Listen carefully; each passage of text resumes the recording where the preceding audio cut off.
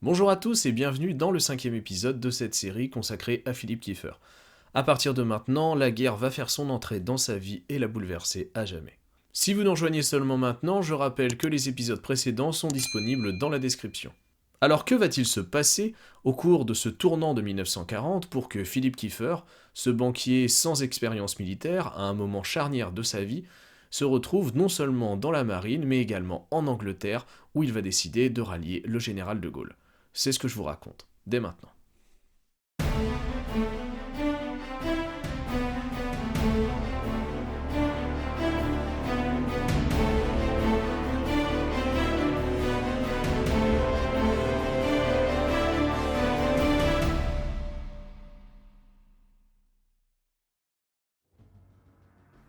Le 1er septembre 1939, au terme de plusieurs mois de tensions et de coups de force contre l'ordre européen mis en place au lendemain de la Première Guerre mondiale, Adolf Hitler lance sans déclaration de guerre ses armées sur la Pologne.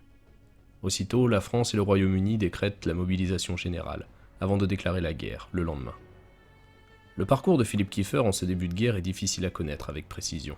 Ses états de service individuels, comme tous ceux de la première région maritime, où il était affecté en juin 1940, ont été incendiés lors de l'avance allemande. Même si à partir de 1945 des reconstitutions ont été effectuées, ces états signalétiques et des services se sont fondés essentiellement sur ses souvenirs, ce qui ne les rend pas fiables.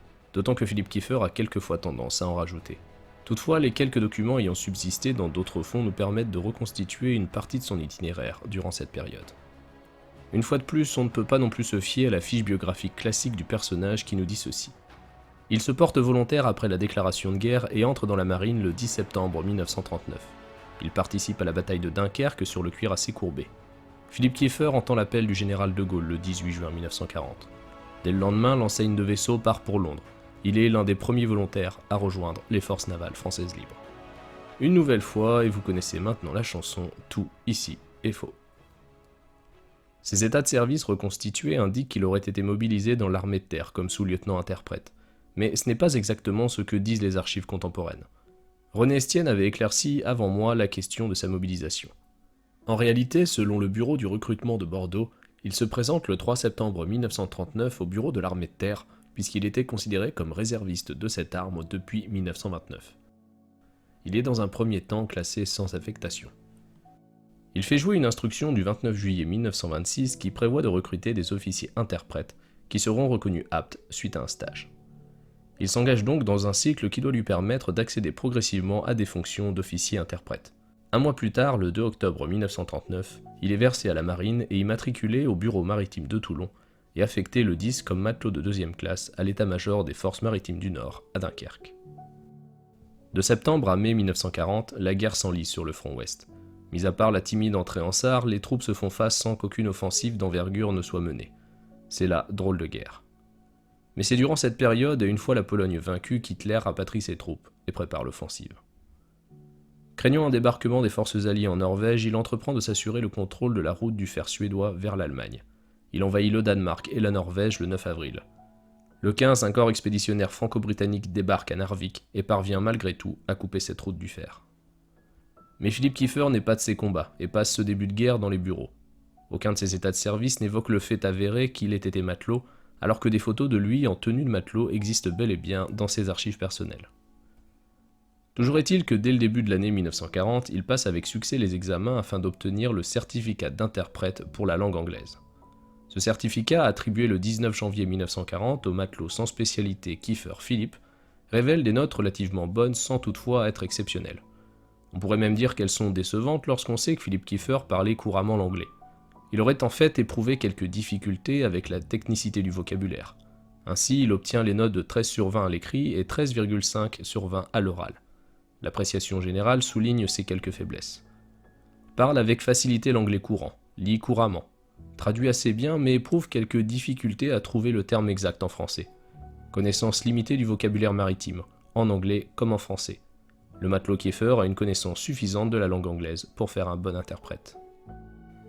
Il devient ensuite quartier-maître secrétaire dans le cadre d'un avancement d'office concédé à la date du 1er avril 1940 pour tous les quartiers-maîtres et matelots ayant rempli des postes de direction ou de commandement dans la vie civile, en l'occurrence pour lui, sous-directeur de banque. Quant à ses affectations, là encore, c'est très compliqué à retracer faute d'archives. Si l'on en croit son certificat d'interprète de janvier 1940, il est à l'époque membre de la police navigation de Dunkerque. Il déclarait pour sa part avoir été secrétaire-interprète à l'état-major de l'amiral Abrial à Dunkerque, au quartier général Bastion 32. Cette affectation au sein de la police navigation de Dunkerque ne doit pas laisser penser qu'il a joué un rôle de terrain. En effet, ce service dispose à cette époque d'un secrétariat assez vaste. Rien ne laisse penser non plus qu'il ait pu jouer un rôle particulier auprès de l'amiral Abrial, si ce n'est qu'il était l'un des nombreux marins affectés à ses services. Attention toutefois, on a beaucoup dit que Philippe Kieffer avait participé à la bataille de Dunkerque et qu'il aurait été évacué de Dunkerque vers l'Angleterre. Or c'est impossible pour la simple et bonne raison qu'à ce moment-là, il n'est déjà plus affecté à Dunkerque depuis un moment. Et il n'a pas non plus pris part à cette bataille depuis le cuirassé courbé, puisqu'il n'y est pas non plus affecté.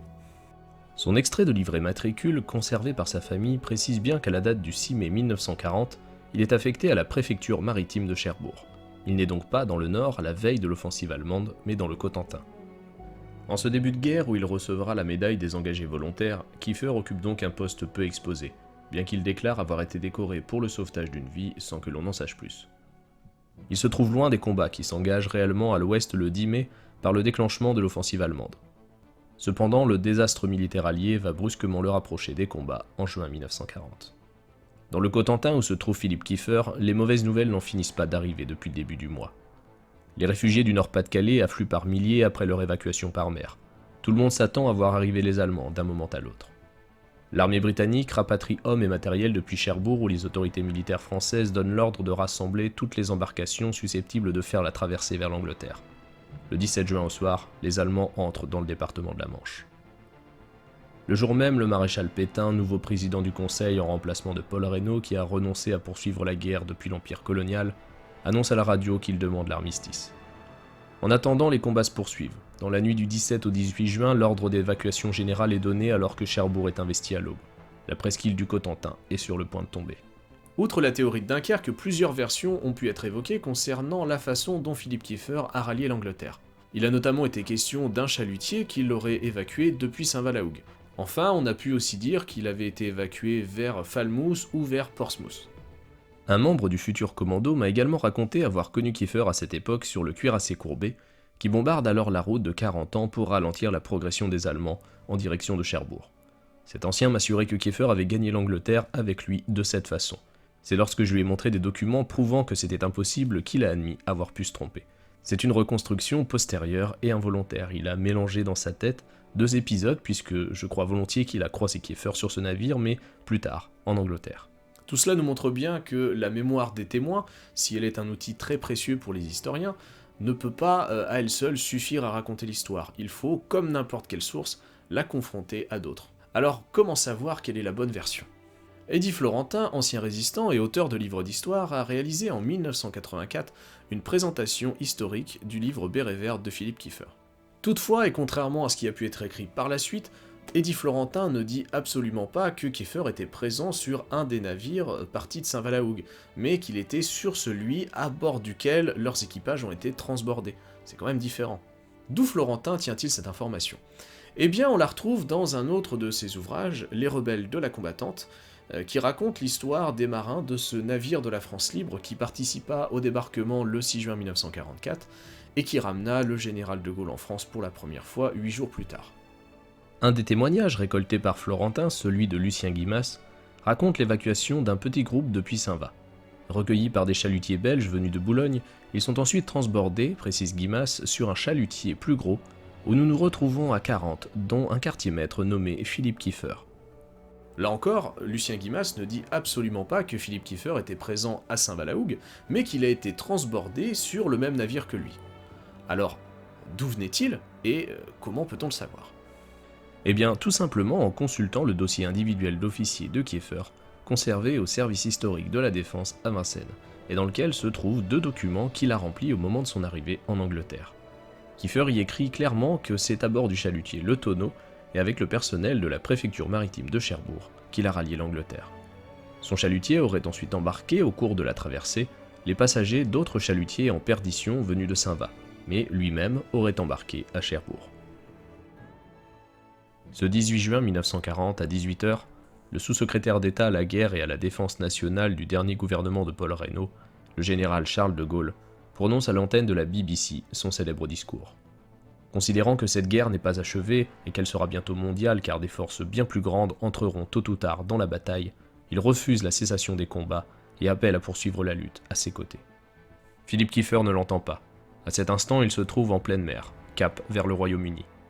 C'est dans la confusion la plus totale qu'il a quitté une France en plein effondrement, sans avoir prévu ce nouvel exil auquel les événements l'ont porté.